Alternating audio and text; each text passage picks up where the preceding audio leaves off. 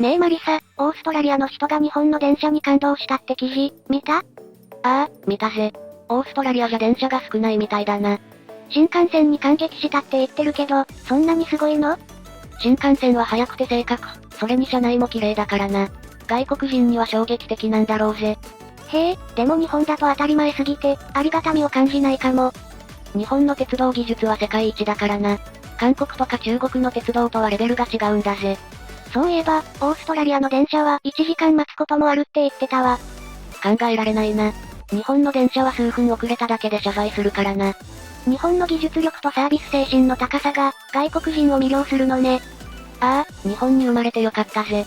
韓国人には到底理解できないだろうな。